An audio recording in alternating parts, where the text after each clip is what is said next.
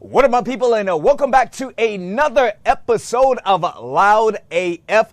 I'm your host, Chad Ricardo. Now, of course, each and every week we are going to cover all of the topics in the sports world that have impacted the DMV and beyond. Today, we're going to talk about the Washington Commanders. We're going to talk about this huge game and what it means to this fan base. We're going to talk about Beyonce and that Super Bowl performance and why I am finally willing to call her Queen Bee.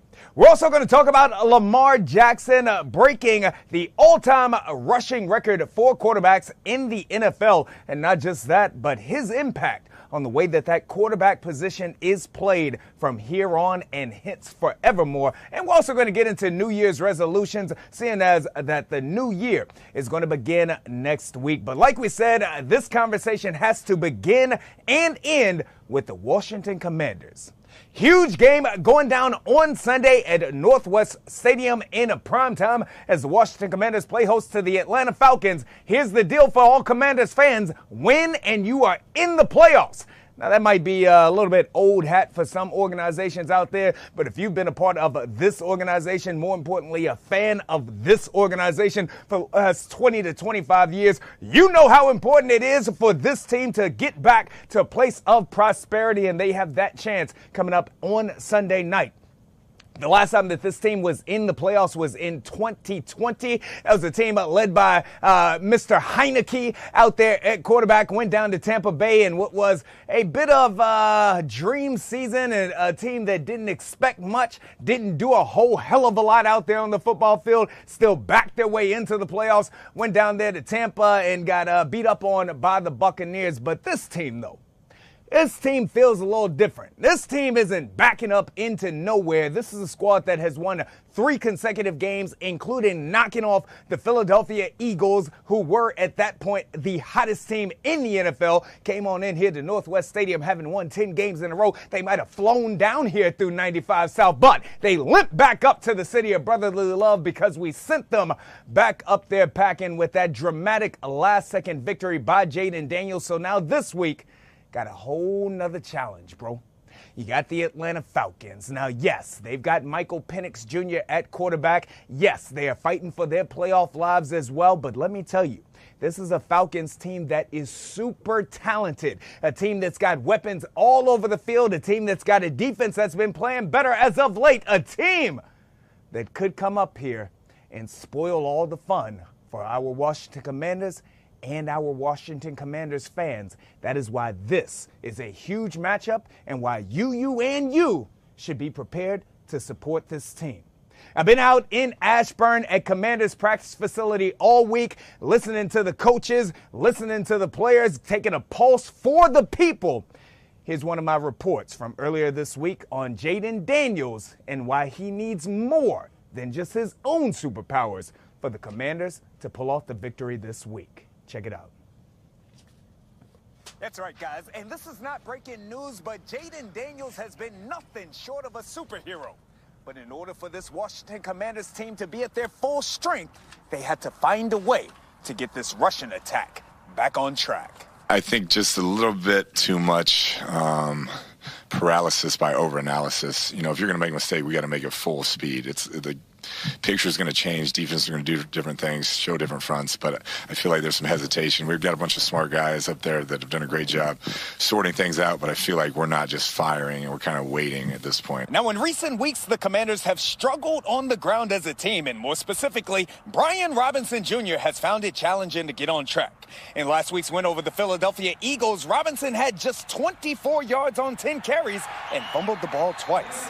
Now, if you take out that Tennessee Titans game, Washington hasn't had a back go for over 100 yards since that Week 4 victory in Arizona. Fortunately for Washington, Jaden Daniels has been able to pick up that slack. Albeit improvisational or by design, he leads this team in rushing, and that's not to mention all that he's gotten done with his arm.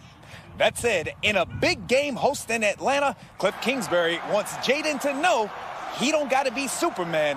JD5's version of Clark Kent is more than enough. Like, don't get bored with making the routine play. I mean, he can do the Superman stuff when it's called for, and he does, but I think that's the biggest deal. Stay within yourself, stay within the system, and when it's time to make those plays, you're going to make those plays. So he did a really nice job last week, and we just got to stay right there with it. The Washington Commanders playing host to the Atlanta Falcons Sunday night at Northwest Stadium, and if they win, they're in. We know that Jaden Daniels can be a superhero, but if the Commanders are at their best, they're hoping that his super friends come to the party as well. That is a show I want to watch. Yes, Jaden Daniels, Superman and his super friends. Special shout out to Kenneth Moten making a cameo right there. It's my homeboy. You can check him out in the 6 and 6:30 news nightly here at Fox 5, Washington, D.C. And, of course, Fox Local is Fox 5. That's where we're checking this out right here. So, back to the Commanders, though. Jaden Daniels, he has been Superman, as we talked about in that report right there. We know about the Hail Mary. We know about the big pass last week in Philadelphia. We know the way that he makes the routine look like it's something that is absolutely phenomenal out there because it's routine only for athletes who are as special as him. But this week, you're taking on this Atlanta Falcons team who, again, is going to bring it. Got to reestablish that run, bro. Cannot expect for Jaden Daniels to do this with his magical powers out there. And let's not get it twisted at all. Football is the ultimate team game. So even when Jaden Daniels is passing for 250, rushing for 100 yards, he's not doing it alone, bro. Team game. So let's get that clear. But you don't want to put all of that on Jaden Daniels' shoulders here this week. Don't want to rely on him to pull out a miracle. Got to get back to running the ball effectively. That's Brian Robinson Jr. That's Jeremy McNichols, especially because we already know that Noah Brown is out. Well, here's the news. De'Ami Brown is going to be out in this game as well. So you know you got Terry McLaurin. The Falcons are going to do all that they can to take away a Terry McLaurin, to take away a Zach Ertz. Got to be able to run that ball to set up that play action for Jaden Daniels so that this Washington Commanders team can win this game and book a trip to the playoffs in front of their home crowd. We'll talk more about what that win will mean to this organization, to this team, to this franchise coming up a little bit later on in the show. But I do want to shift gears right now and talk about another phenom that is right here in, whether you call it the DMV or not, that is up in Baltimore. And we're talking about Lamar Jackson. Now, on Christmas Day, Christmas Day, we saw Lamar Jackson take on the Houston Texans. Now, yes, they ran all over the Houston Texans. Game wasn't close at all, but beyond talking about the way that Lamar Jackson ran the ball, I want to talk about the fact that he has now not only become the front runner to win his third NFL MVP honor, but he became the all-time rushing yards leader for quarterbacks in the NFL. That's an accomplishment in and of itself, right? And he surpassed Michael Vick. We talked about Michael Vick last week on this show. Michael Vick, again, another shout out to him as he gets to take all of his knowledge, all of his experience, both on and off the field, and deliver it to those young men down there at Norfolk State. That is an outstanding opportunity for him and for those young men. But he had been the NFL's rushing leader in that quarterback position with just over 6,000 yards doing it. Lamar Jackson has now eclipsed that. And Lamar Jackson is just 28 years old. Beyond celebrating that accomplishment and just where Lamar Jackson will take this, because you got to imagine that he'll end up in his career with well over 10,000 yards rushing, and that'll be difficult to come back from. But beyond talking about that accomplishment, what I want to talk about is the fact that when a Lamar Jackson came out in the NFL draft, there were a lot of individuals who said that he was not someone who should be, who deserved to be, playing the quarterback position in the NFL. They said that Lamar Jackson was a running back who took the snap from the center. They said that Lamar Jackson could be better used as a wide receiver out there, somebody who should be throwing the ball out there. But for those of you who are familiar with the history of the game, they said that about Lamar Jackson. And even though Lamar Jackson ultimately had the opportunity, thanks to one Ozzie Newsome, who got back into the first round to draft him with the 32nd overall pick. So beyond those who know Lamar Jackson's story, I want to tell you just the trailblazer, the groundbreaker that a Lamar Jackson, that a Michael Vick, that a Cam Newton, that these individuals were, because it wasn't so long ago that instead of those haters just saying that Lamar Jackson should be playing running back and or wide receiver, that the coaches would have actually switched him to that or told him that he couldn't play at all. Shout out to individuals such as Antoine Randall, who played right here. Shout out to other individuals such as a Ronald Curry, who's also from the 757, who was the best football player that I ever laid eyes on before he was told that he would not play quarterback in the NFL and he needed to play wide receiver. Because for the longest time, if you had such an athleticism, if you could get it done beyond just passing the ball, it was said that maybe you didn't have it up here, even though you had it in your physical attributes, and that we should save that quarterback position for those guys who just stood in the pocket and used their arm, used their eyes, and used their brain, because if your legs are running everywhere, you probably can't play this position the right way. So for years and years and decades even, there were a ton of talented quarterbacks who were able to do more than just one thing. They were able to also be athletic and get outside of the pocket, as well as use their brain and their arms. There were these individuals who were told, you got to go play something else. But individuals such as a Michael Vick, a Cam Newton, a Randall Cunningham, if you want to take it back even further, a Steve Air McNair. These are the individuals who broke through those proverbial glass ceilings and opened those doors and made it possible for an individual such as Lamar Jackson, who still came in the league and still had to fight his way, still is breaking through criticisms. They made it possible for him to come and get on this stage and do what he's doing. And you know what? Now that Lamar Jackson is doing that, there are kids. There are kids on the playground right now.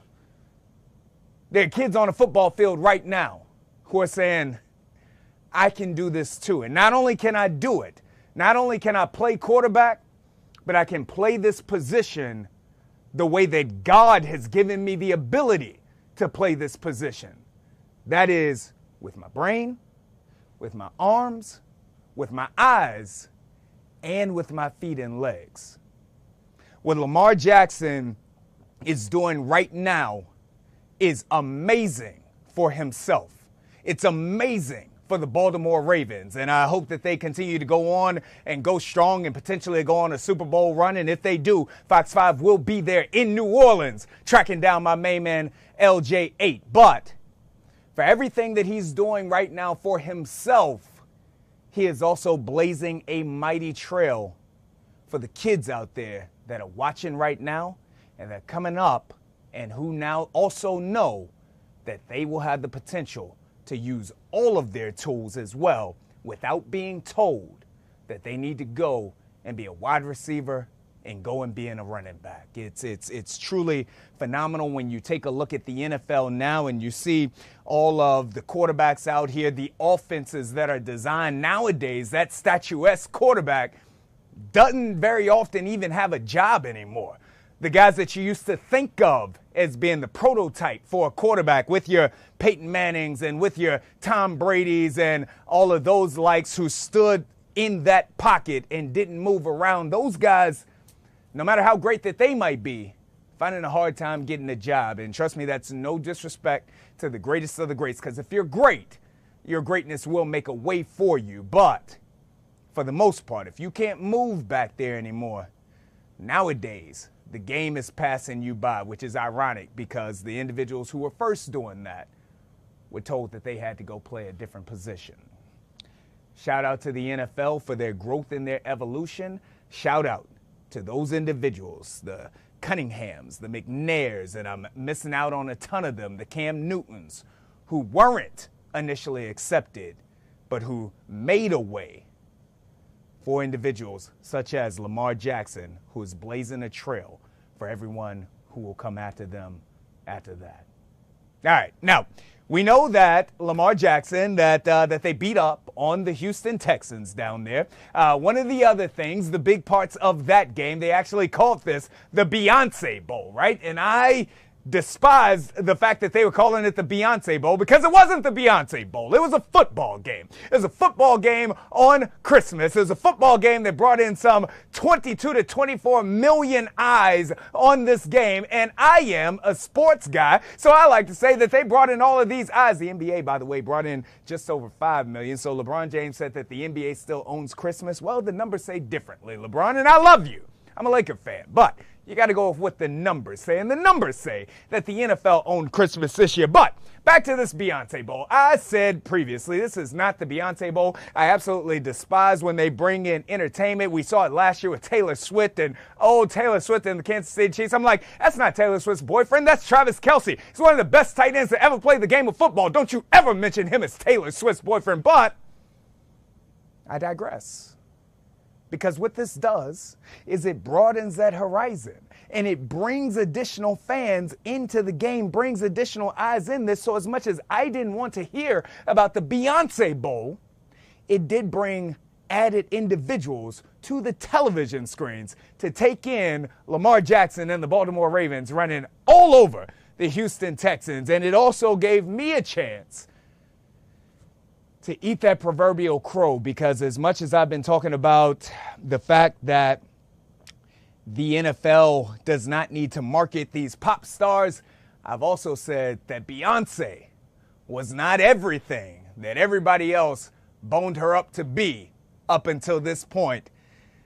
That is until I saw that performance. And that prompted me to go on Lion Lunch Hour the day after the game and to say this.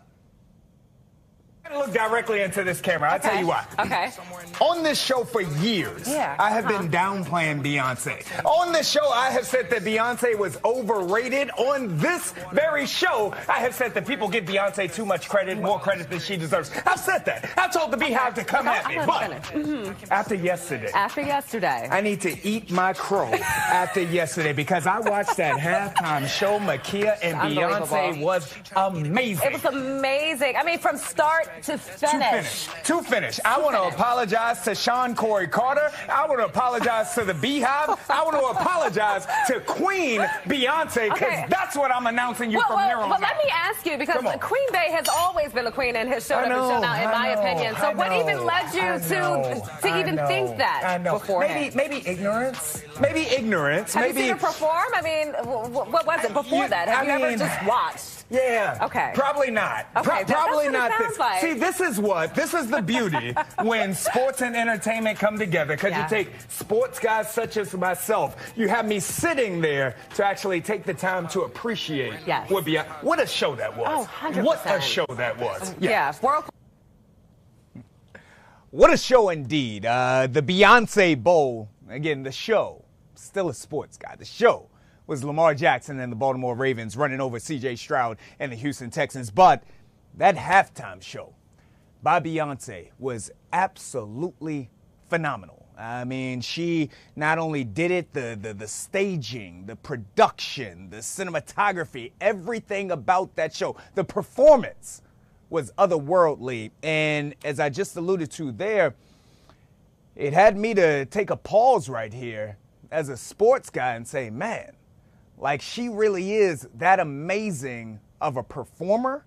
She really is that impactful on the culture and on the country as a whole. And as she's performing majority of those songs from that Cowboy Carter album that came out that did not receive the awards at the Country Music Awards that, in my opinion, now that it deserved the accolades, the appreciation. Let's go there.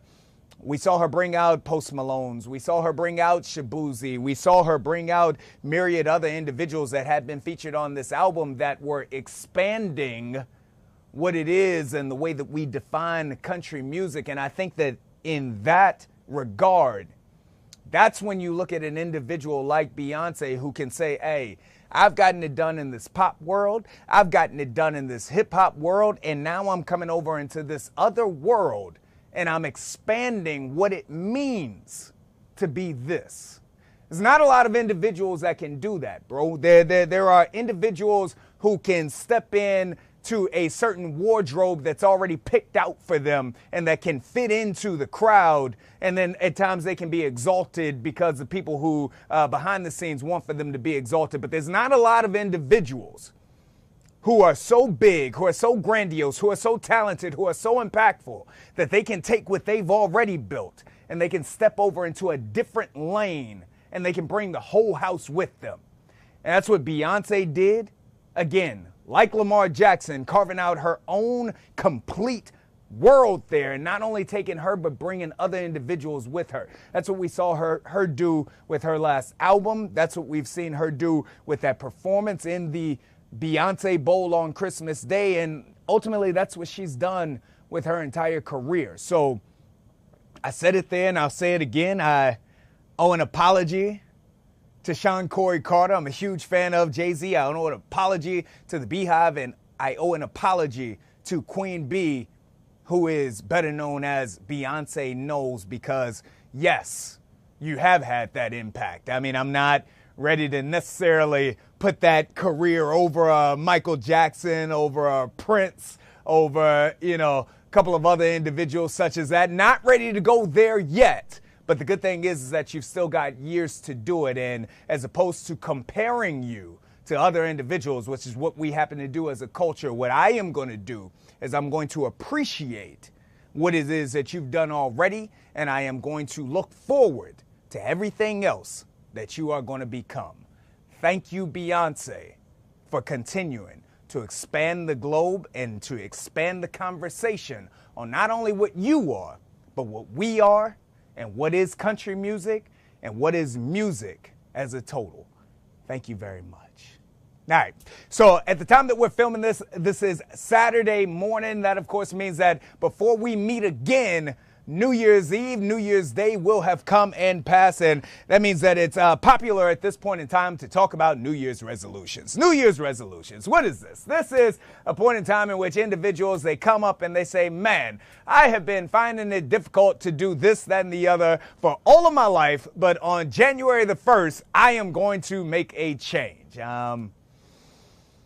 I know that some of you out there are wondering, well, Chad Ricardo, what are your New Year's resolutions? And I got an answer for you. I got zero New Year's resolutions. I don't have a one New Year's resolution. And the reason why is because I think that New Year's resolutions are absolute trash. I think that they're garbage. And I think that whoever thought of this whole idea that you should come up with a list of things that you haven't had the discipline, the self-determination, or the fortitude to do throughout the rest of the year, that you're all of a sudden going to start doing them because it's New Year's Eve, I think that that's nonsense. I think that it is a fallacy, and I think that there is a reason why those things are something that individuals, not all, but most individuals start doing, and after about 2 weeks, they end up not doing them anymore. You know why? Because if they weren't important for you to do for the rest of the year, then they're probably not going to be important enough for you to stick to after January the 1st. Let me boil that down, because right now I'm yelling at you, and I really want to get into this. I truly believe that self-growth is the water, the spring of all life. That self-growth, self-determination, that a desire to get and to be better is something that we should all be striving for every day of our lives. So it's not that I'm saying that I don't believe in self-growth, because I do. What I don't believe in is the idea that we should be waiting for some man-made idea of when it is that we should do that. If there is something, if there is anything that we desire to begin doing to better ourselves, if there is anything that we desire to begin doing to make ourselves a better version of ourselves, then you know what? Start it today. Start it tomorrow. Start it the moment that you put in place that this is something that needs to be done. Don't wait for January the 1st, because that's what society tells you that you should do. Because we create these New Year's resolutions, and again, we're lying to ourselves ultimately, because if they're important enough to us, if they mean so much that they're going to have this impact on our lives, let's start them right now. Let's start them right now. Day one is better than one day. You don't got to wait till January the 1st to begin making your resolutions to be better at whatever it is you want to be better at in life. That's my soapbox. All right. Disagree with me, at me.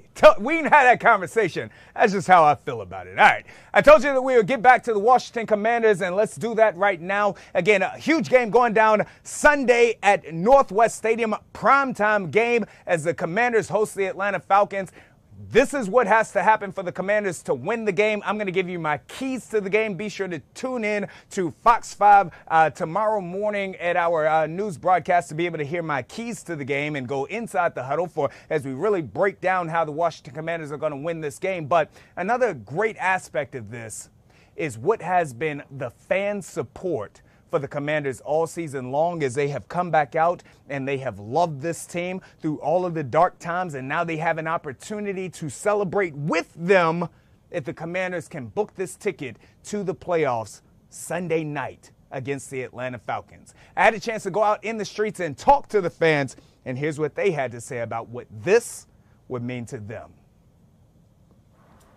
That's right, Sharon. And that big game, it's going down Sunday right here behind us at Northwest Stadium. I've been out here speaking with the community, and they have told me that a victory on Sunday night would mean the world to them, sending them back to the playoffs. This is a loyal fan base that has been standing by this team through all of the dark days, and now they're ready to see the light. Absolutely amazing for the community. I mean, we're all waiting to watch. We can't wait for that win. It's been a long time. But it's a big deal, and everyone's going to go crazy. Raise hell! 2020 was the last time that the Washington Commanders raised hell and made the playoffs. The result, a first-round loss to the Tampa Bay Bucks. This year's team, though, has already won 10 games, and the entire fan base is behind them.